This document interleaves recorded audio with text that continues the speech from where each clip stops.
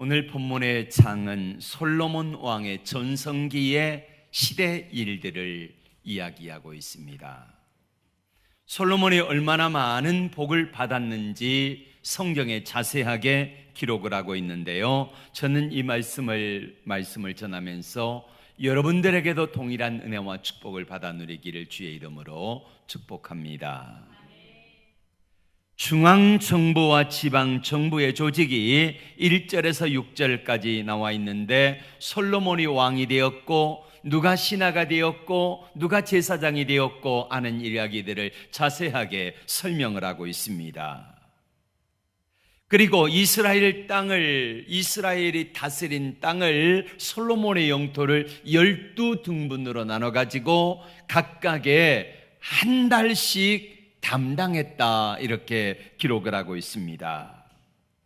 열왕기상 4장 22절과 3절에 보면은 솔로몬의 하루 음식이 얼마나 많았는지 이렇게 설명합니다. 같이 읽어볼까요? 솔로몬의 하루 음식물은 가는 밀가루가 30고루요 한 고루는 220리터입니다 220리터면은 한 섬이 넘는다는 말이지요.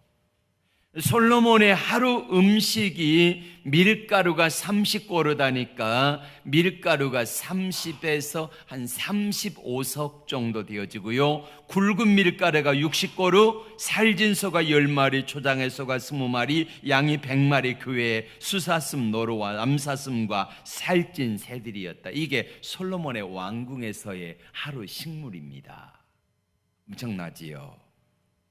뿐만 아니라 하나님이 번성의 복을 주셨는데 20절과 21절의 말씀을 같이 읽습니다. 유다와 이스라엘의 인구가 바닷가에 모래같이 많게 되며 먹고 마시며 즐거워하였으며 솔로몬이 그 강에서부터 블레셋 사람의 땅에 이르기까지 애굽 지경에 미치기까지의 모든 나라를 다스림으로 솔로몬이 사는 동안에 그 나라들이 조공을 바쳐 섬겼더라.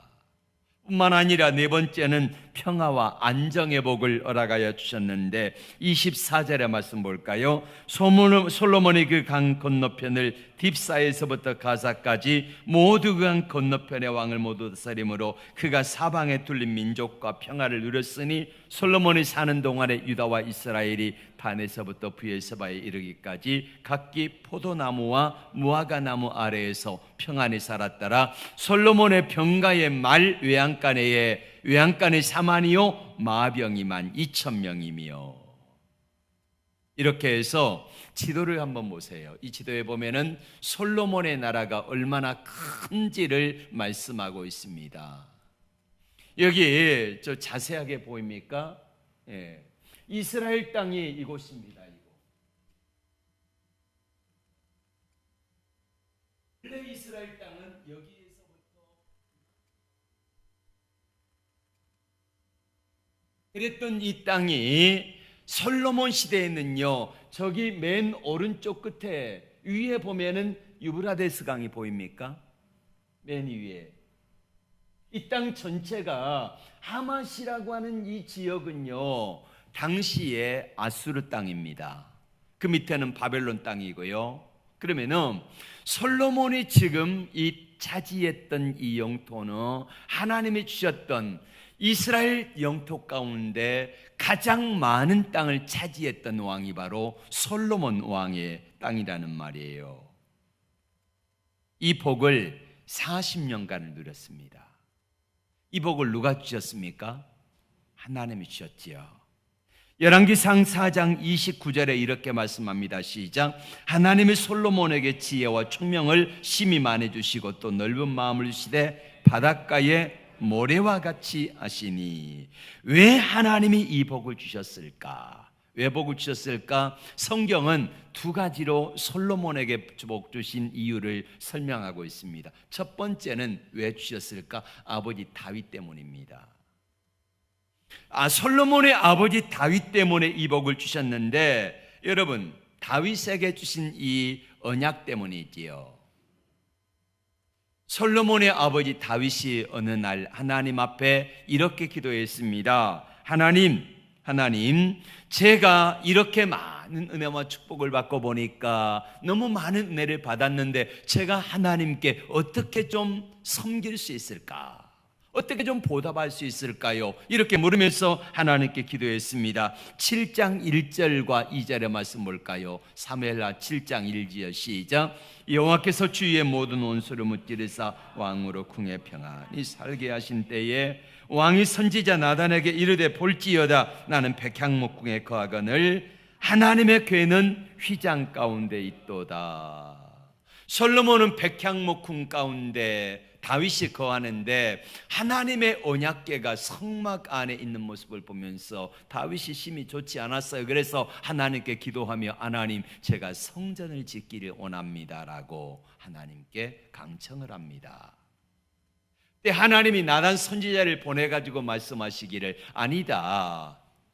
내가 너에게는 성전 건축하는 것을 허락지 아니한데 앞으로 태어날 너의 아들을 통해서 그 아들이 누구냐면 솔로몬을 통해서 성전을 건축하게 하겠다 이렇게 말씀하세요. 사무엘하 7장 12절 3절 볼까요? 시작. 내 수 안에 차서 내 조상들과 함께 누울 때에 내가 내 몸에서 날 씨를 내 뒤에 세워 그의 나라를 견고하게 하리라. 그는 내 이름을 위하여 집을 건축할 것이요 나는 그의 나라 왕위를 영원히 견고하게 하리라. 아멘.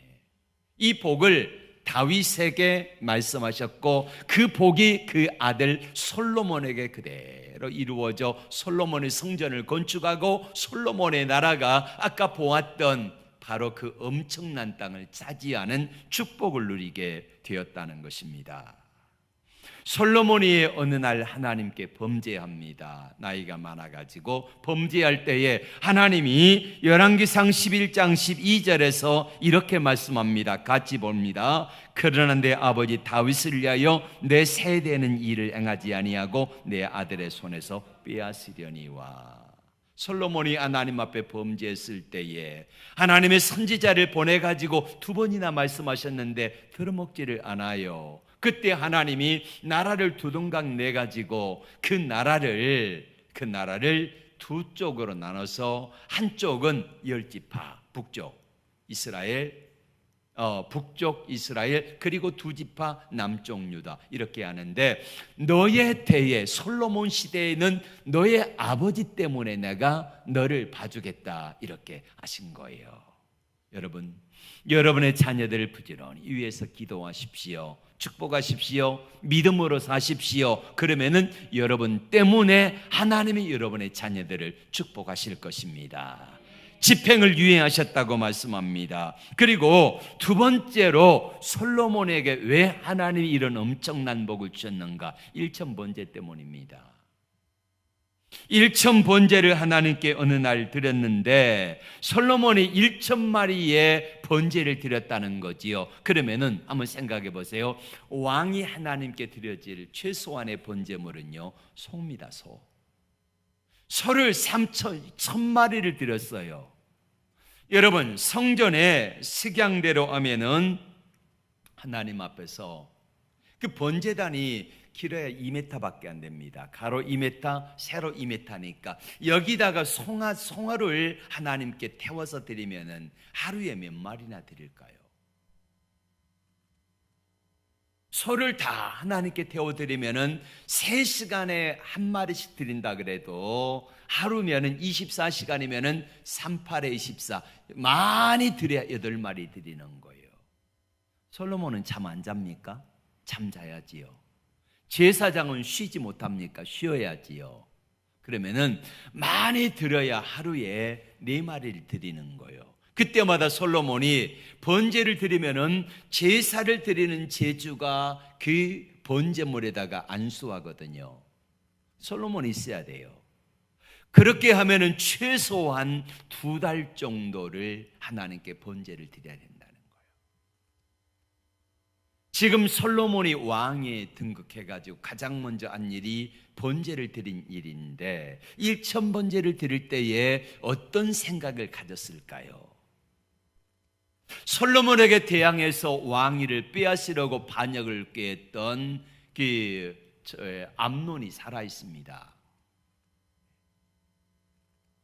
뿐만 아니라 솔로몬에게 대적이 되어 나중에 솔로몬의 나라에 항거했던 사람 요압 장군이 살아 있습니다. 모두가 다 가시밭길이에요. 솔로몬은 생각합니다. 하나님, 내가 어떻게 아버지처럼 하나님의 백성들을 잘 다스리고 하나님께서 원하시는 뜻을 이루어갈 수 있겠습니까? 몇 달 동안 하나님 앞에 일천번제를 드리면서 하나님 앞에 계속 기도하는 것은 하나님 도와주세요, 하나님 나와 함께 해주세요 하는 것을 계속해서 솔로몬이 기도하고 간구했다는 것입니다. 솔로몬이 일천번제를 위해서 드리면서 간구한 것은 하나님과의 바른 관계예요.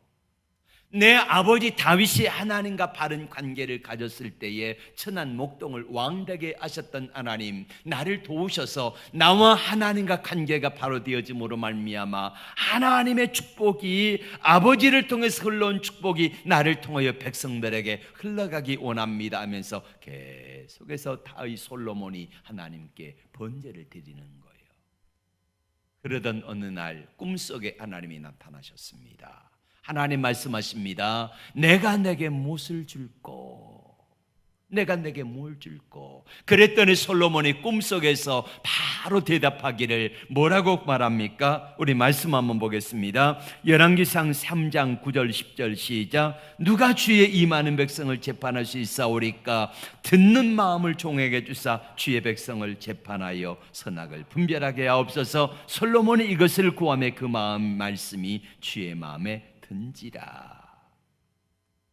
일천번제가 무엇일까요? 한마디로 말하면요, 주님 안 하면 안 됩니다. 주님 안 도와주시면 내가 이 왕의 직임을 감당할 수 없습니다. 이게 일천번제였다는 것입니다. 그랬더니 하나님 앞에 드렸던 이 고백의 마음이 하나님 마음에 합하여서 구하지 아니하는 부와 명예와 그 다음에 장수의 축복까지도 다 하나님이 허락하여 주신 것입니다.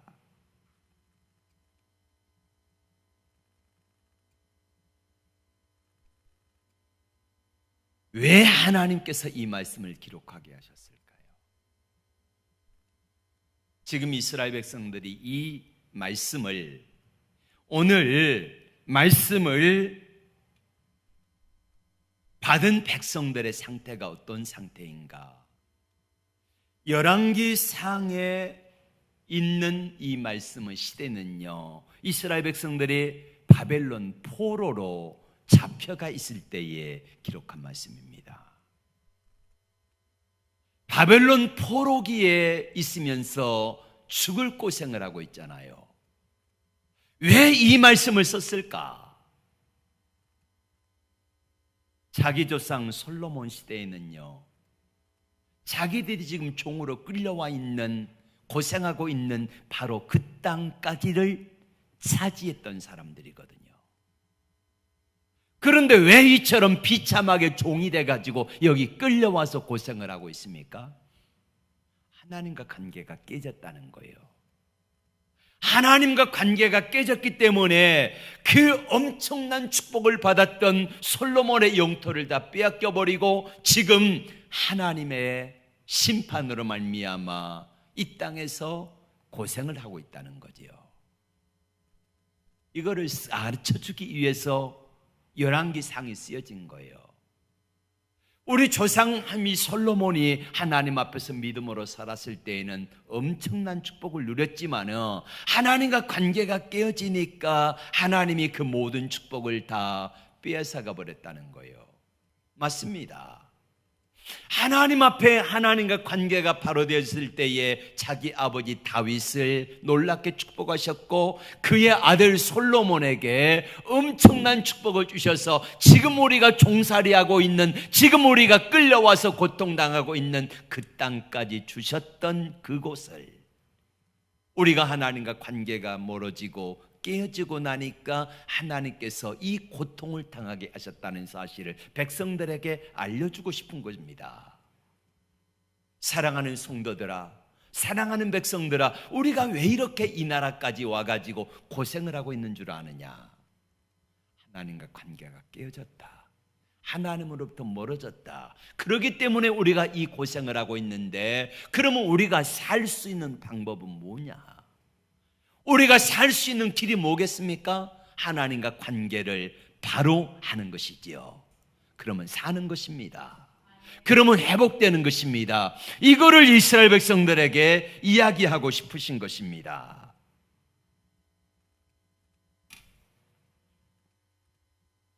하나님은 이사야 5장 5절과 6절에서 이렇게 말씀합니다. 같이 읽겠습니다. 시작.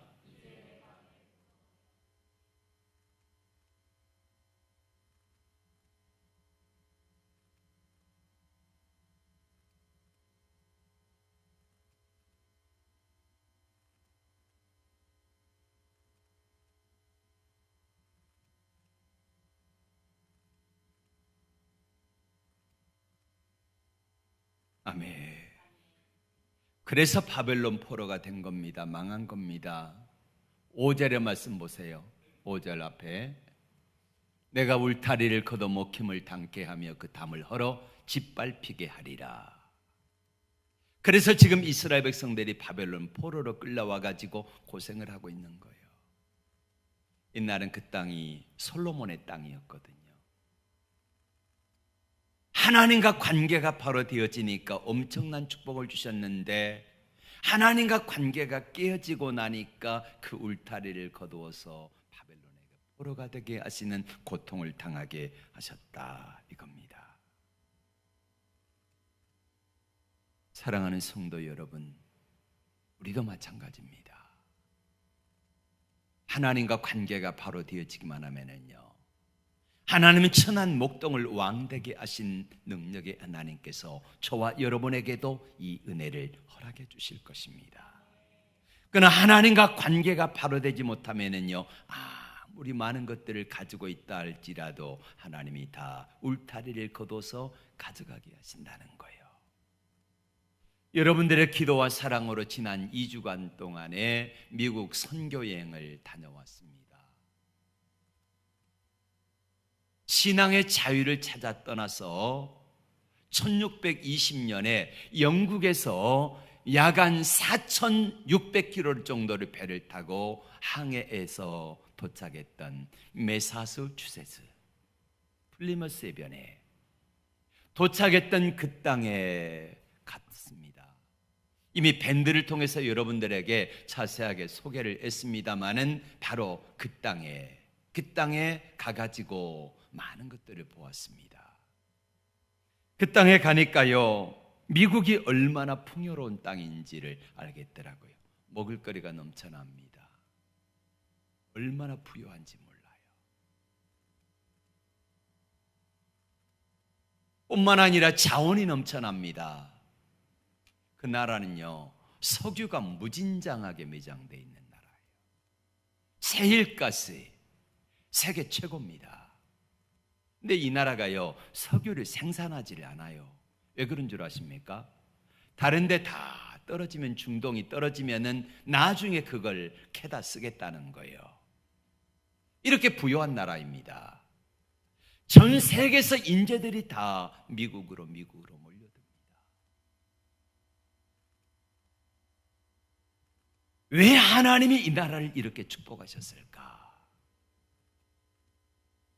하나님과 바른 관계를 위해서 하나님께서 이 땅을 이렇게 축복하신 거지요. 뉴욕의 바로 오른쪽 밑에 부분이 바로 맨하탄이라고 하는 거리입니다. 뉴욕에서도 심장부인 땅이지요. 길이는 약 20m, 폭으로는 약 3km, 20km, 그 다음에 폭으로 3km 정도 되어지는 긴 빵 같은 그런 땅이에요. 엄청나잖아요. 모든 세계 경제, 금융, 그 다음에 모든 것들이 다 이곳으로 몰려드는 것입니다. 엄청나게 많은 축복을 하나님이 세강 최고의 나라가 되게 하신 거지요. 왜 미국이라는 나라에 하나님이 이런 엄청난 축복을 맡기셨을까? 하나님의 공의가 실현되는 나라, 하나님의 정의가 실현되는 나라를 만들기 위하여 죽음을 무릅쓰고 4,800km 정도를 배를 타고 항해를 해서 거기 도착했던, 그래서 교회를 세웠던 사람들입니다. 신앙, 오직 하나님과의 바른 관계, 하나님과의 바른 관계를 통한 믿음을 세워가기 위해서 저들은 신앙을 위해서 그곳에 도착했다는 거지요. 엠파이어 스테이트 빌딩이라고 있습니다. 102명이 1620년에 도착했는데 102명의 숫자를 층으로 해가지고 102층에 빌딩을 지은 거예요. 저거죠. 102층. 엄청나지요. 여러분, 이게 100년 전에 세워진 건물이요. 100년 전에. 1930년도에 세워진 건물입니다. 저들은 이 건물을 세우면서 하나님이 이렇게 주신 엄청난 축복이 102명의 청교도들이 신앙의 자유를 찾아 이 땅에 왔다는 것을 고백하고 싶은 거지요. 1931년에 완공된 건물입니다. 1년하고 45일 만에 102층을 지어낸 거예요. 그리고 이 건물에다가 자기들의 신앙 고백을 담아가지고 전 세계인들에게 알리고 싶은 거지요. 이 나라가 이렇게 세운 것은 이 나라가 102명의 청교도들의 신앙 때문에 하나님이 이 나라를 축복하셔서 세우셨다는 것을 이야기하고 싶으신 것입니다.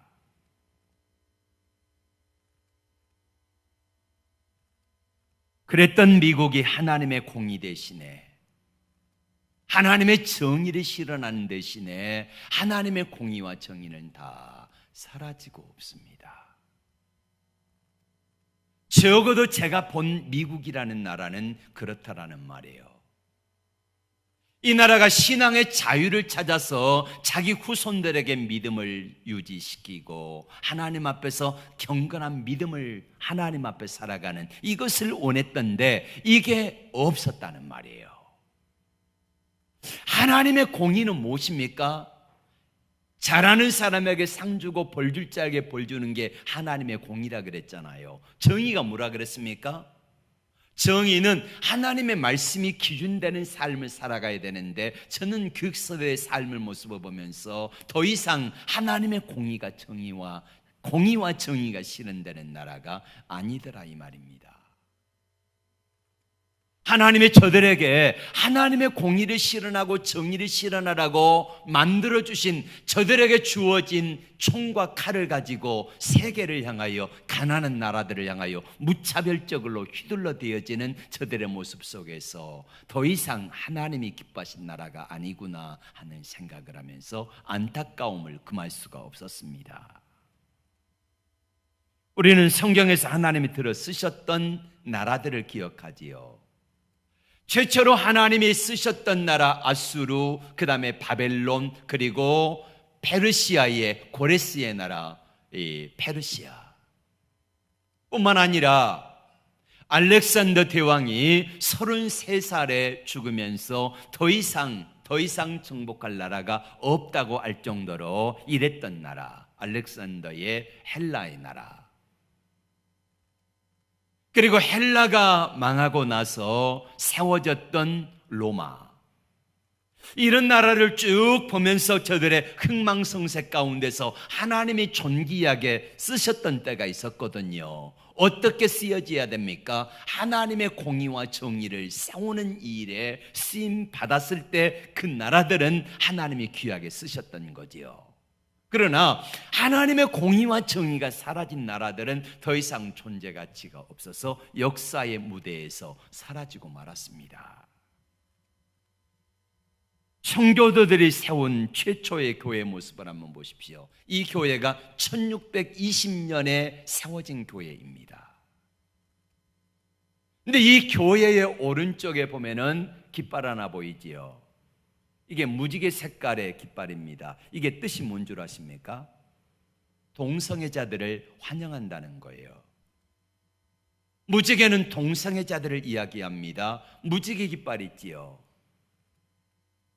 여러분 가다가 아니면 팻말에다가 아니면 배지 같은 데다가 이 무지개 색깔에 저렇게 걸려 있으면은요, 저거는 우리는 동성애자입니다, 아니면 우리는 동성애를 환영합니다 하는 겁니다.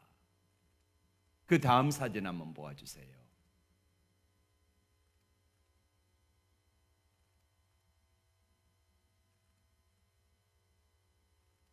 여기 1620년이라고 쓰여 있지요.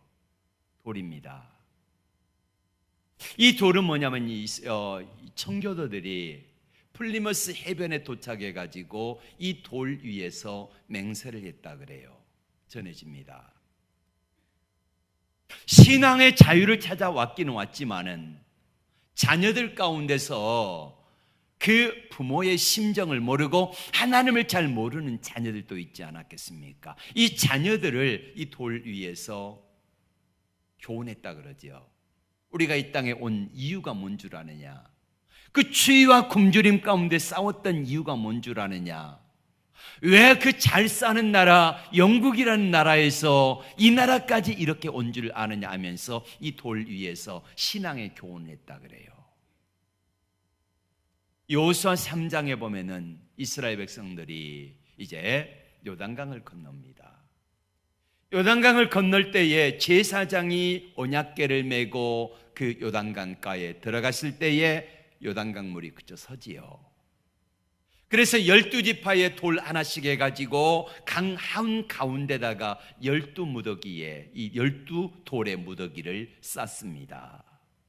그리고 다시 돌 하나씩을 집어가지고 12지파의 하나씩 강을 건너고 나서 길갈에다가 12돌을 기념비에 세웁니다. 이게 뭐냐면은 하나님께서 이스라엘 백성들을 요단강을 기적처럼 건너게 하셨고 광야 40년의 여정을 살았을 때에 하나님이 어떻게 우리와 함께 하셨는가를 이야기했던 바로 그 돌들이지요. 청교도들은 이 돌에다가 기념비를 삼아가지고 1620년이라고 하는 이 이야기를 자기 후손들에게 쭉 들려주는 거지요. 우리 조상들이 왜 이렇게 이 먼 곳까지 왔는가, 우리 조상들이 어떻게 여기까지 왔는가, 무엇 때문에 왔는가를 자세하게 후손들에게 이야기를 해주었던 바로 그곳인데, 신앙의 자유, 깨끗하고 하나님과 바른 관계, 그런데 저들의 모습 속에서 더 이상 하나님이 원하시는 나라, 하나님의 공의, 하나님의 정의, 하나님 말씀이 기준된 것이 아니라 백성들의 미국 사람들의 모습 속에서 저들이 깨끗하고 정결한 신앙을 갖고자 하는 그런 모습이 더 이상 찾아볼 수가 없었다는 거지요. 안타까웠습니다. 오늘 솔로몬을 통해서 하나님이 우리에게 말씀하고 싶으신 게 뭘까요? 자기 아버지의 나라보다 훨씬 더 위대한 역사를 이루었던 솔로몬의 나라, 지금 이스라엘 백성들이 바벨론 포로로 끌려와 가지고 고통당하고 있는 그 모습 속에서 후손들에게 이야기해 주고 싶은 게 뭐겠습니까? 하나님과 관계가 바로 되지 못하면은, 하나님으로부터 멀어지게 되면은 지금 우리가 바벨론 포로로 와가지고 고통당하고 있는 것처럼 이 고생을 할 수밖에 없다는 것을 이야기해 주고 싶은 거잖아요. 청교도들이 도착해가지고 그 돌을 세우면서 그 돌 앞에서 맹세하고 후손들에게 가르쳤던 바로 그 기념의 돌들을, 그런데 가서 보니까 그 땅에 수많은 사람들의 관광객들이 와가지고 그 돌들을 보고 기념교회를 돌아보고 플리머스 해변을 바라보고 있지만은 하나님 앞에서 하나님을 깨끗하게 믿고 하나님과 관계를 바로 하는 이런 사람들이 정말 깨끗하고 순수한 선조의 신앙들을 이어받겠다고 하는 그곳이 더 이상 보이지 않는 안타까움을 보고 왔습니다. 사랑하는 여러분, 오늘 솔로몬을 통해 하나는 우리에게 그렇게 말씀하고 싶은 겁니다. 많이 있어도요, 아무리 부유해도요, 아무리 많은 것들을 가졌을지라도 하나님과 관계가 바로 되지 못했을 때에 하나님은 한순간 모든 것들을 다 흩어버릴 수 있다는 거예요. 그러나 하나님과 관계가 바로 되어지면은 아무리 천한 목동이랄지라도 아무리 약하고 부족할지라도 하나님의 손에 붙들린 바 되어지기만 하면은 하나님이 위대하게 쓰신다는 사실을 기억하시기 바랍니다. 하나님의 뜻이 저와 여러분과 우리의 후손들을 통하여 아름답게 이루어지기를 축복합니다. 기도합니다. 우리 다 함께 일어나셔서 찬양하고 기도.